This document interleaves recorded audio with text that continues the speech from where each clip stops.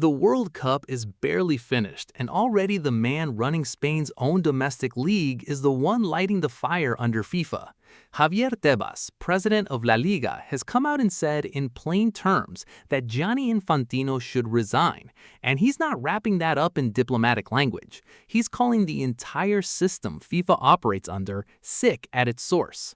Let's get into exactly what he said, why he's saying it now, why it might not actually change anything, and why this is really just the loudest chapter yet in a fight that's been building for years.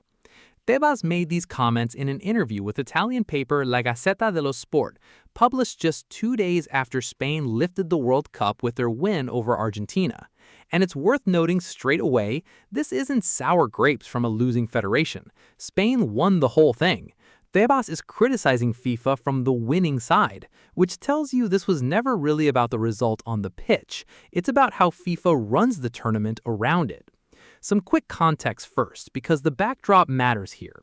This tournament was jointly hosted by the United States, Canada, and Mexico, and it came with its own share of logistical headaches before a ball was even kicked: visa issues for traveling fans, questions over ticket pricing, and complaints about the sheer scale of travel required across 3 countries for a 48-team field.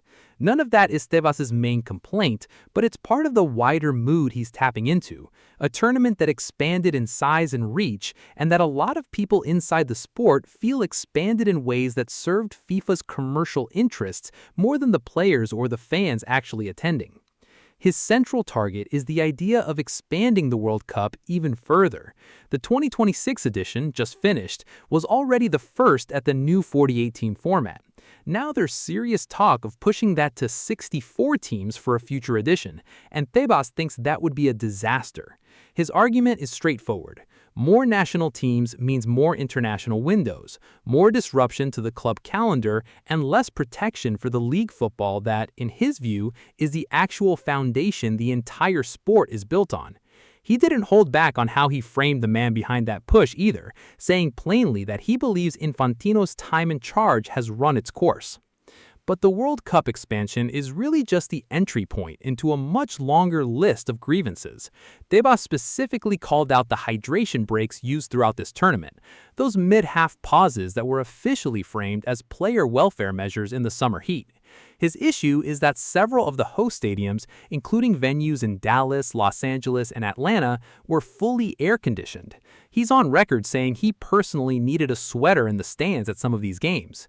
So according to Tebas, calling these hydration breaks was never really about player safety at all. It was a manufactured pause built in for extra advertising time, dressed up as a welfare initiative.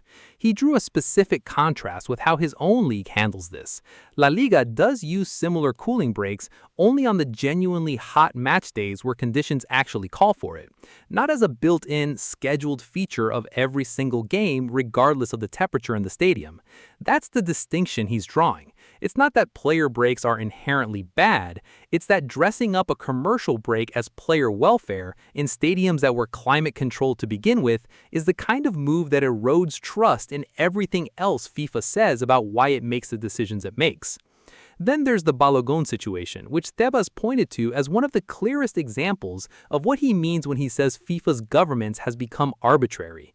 American forward Folarin Balogun had picked up a red card suspension during the tournament. That suspension was then overturned, and the detail that's made this such a lightning rod is that the reversal came after a direct conversation between Infantino and Donald Trump. For critics like Tebas, that's not a governing body making a considered disciplinary judgment. That's a political favor being run through the sport's top office, on the same tournament where the standard disciplinary process for a World Cup send-off somehow ended with a red card getting quietly deleted from the official record entirely.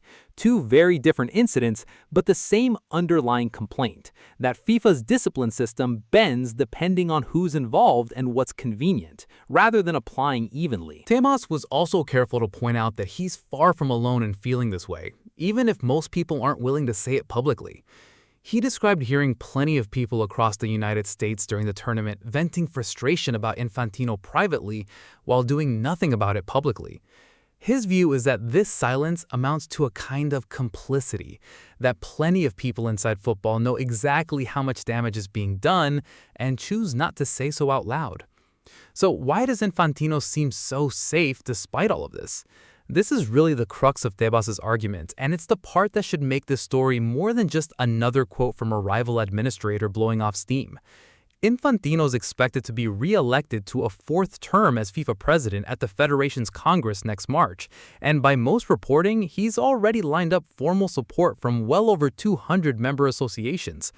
Tebas' own explanation for that is blunt. He says Infantino has the backing of the system itself, the federations that make up FIFA's voting structure, and that there's no serious opposition candidate willing to even run against him, because nobody wants to put their name forward just to lose. In Tebas' words, that's a system that's rotten from its foundations, not a personal failing of one president, it's structural. As long as the federations that vote on FIFA's leadership keep backing Infantino, criticism from league presidents, no matter how loud, doesn't actually threaten his position. Tebas isn't a new voice in this fight either. He's been a long-running critic of FIFA's approach to the international calendar for years now, regularly clashing with Infantino over fixture congestion and the squeeze that expanded international tournaments put on domestic leagues. What's notable about this particular outburst is the scale of it. This time, he's not just complaining about scheduling. He's explicitly calling for the man at the top to go and tying it directly to a list of specific controversies from this exact tournament. The hydration break controversy, the Balogun reversal, and the broader expansion push. It's worth spending a moment on that track record because it explains why nobody in football was especially surprised to see Tebas go this hard. Over the past several years, he's repeatedly clashed with FIFA over the international match calendar, arguing that every new competition FIFA dreams up, whether it's an expanded Club World Cup or an expanded international tournament, gets slotted into a calendar that was already stretched to breaking point for top players. His argument has always been the same at its core. FIFA doesn't have to live with the consequences of an overloaded calendar the way domestic leagues and clubs do. FIFA runs a handful of showcase events every few years and collects enormous revenue doing it, while it's leagues like La Liga, the Premier League, and Serie A that actually have to manage player fitness, fixture pileups, and burnout across a full season year after year. So when Tebas says the World Cup expanding towards 64 teams makes no sense, that's not a new position from him. It's the same complaint he's been making for years, just aimed at the biggest possible version of the problem. What's different this time is the directness of the language. Tebas has criticized specific FIFA decisions plenty of times before without ever quite going as far as saying the president himself needs to resign. This time, he did exactly that, and he did it while acknowledging, almost in the same breath, that it probably won't matter, because Infantino, as Tebas himself points out, has the federations lined up behind him and no opposition candidate willing to run. That combination, maximum criticism, paired with an admission that the criticism likely changes nothing procedurally, is what's made this particular interview stand out from his usual sparring with FIFA. He's not the only organization pushing back this week either. Football Supporters Europe put out their own statement in the tournament's aftermath, with a headline essentially declaring the World Cup a failure for the fans who actually attended and watched it. Their demands center on structural governance reform, handing more decision-making power back to FIFA's Council and Congress, and making sure clubs and supporter groups actually get consulted on major decisions, rather than having format changes and scheduling decisions handed down from the top. Combine that with Tebas' comments and with UEFA President Alexander Seferin's own decision to boycott the final in New York entirely, and you start to see a pattern. A real, organized layer of pushback from multiple corners of the European game against how this tournament was run, even as FIFA itself is calling it a resounding success. And that's really the split at the heart of this whole story. Infantino, for his part, described the 2026 World Cup as an incredible success in his own comments after the final, and has floated expanding the format even further to 64 teams down the line. Tebas, meanwhile, is describing the exact same tournament as evidence that FIFA's whole approach to running the sport is arbitrary, overly commercial, and increasingly shaped by political convenience rather than sporting integrity. Both of these things are being said about the same 3.5 weeks of football. So where does this actually go from here? Realistically, probably nowhere fast. FIFA hasn't formally responded to Tebas' specific comments as of this video. Infantino's re-election path looks about as secure as it's ever been, with no opposition candidate on the horizon, and the vote still months away, in March. League presidents like Tebas can make all the noise they want in newspaper interviews, but without votes inside FIFA's Congress, that noise doesn't translate into actual institutional pressure. What it does do, though, is add to a growing public record. Tebas, Seferin, Football Supporters Europe, and plenty of anonymous voices Tebas says he heard grumbling throughout the tournament, all pointing at the same institution and describing the same pattern of governance concerns, even while FIFA is out there calling the whole event a triumph. Whether any of that adds up to actual change at FIFA's Congress next March is genuinely an open question. The mechanics of that vote matter here, because FIFA's presidency isn't decided by leagues, clubs, or fan groups. It's decided by member associations, one vote each, regardless of how big or small that country's domestic football setup actually is. That's exactly the structure Tebas is pointing at when he talks about a system that's rotten at its foundation. A league president can command enormous commercial weight and represent some of the biggest clubs on the planet, and still have essentially zero formal voting power over who runs FIFA. The actual leverage sits with national federations, many of which rely heavily on FIFA funding and development programs, which is a large part of why, according to Tebas, so many people are willing to grumble privately about Infantino's leadership while stopping well short of publicly opposing his re-election. That imbalance is also why you're likely to see plenty more of these interviews between now and March without much actually shifting. Expect other league executives and possibly some club chairmen to echo pieces of what Tebas has said, particularly on fixture congestion and the expansion question, especially as more concrete details about a potential 64-team format start to leak out over the coming months. But unless a genuine rival candidate steps forward to actually challenge Infantino for the presidency itself, all of this criticism functions more as public pressure and reputational damage than as any real threat to his position.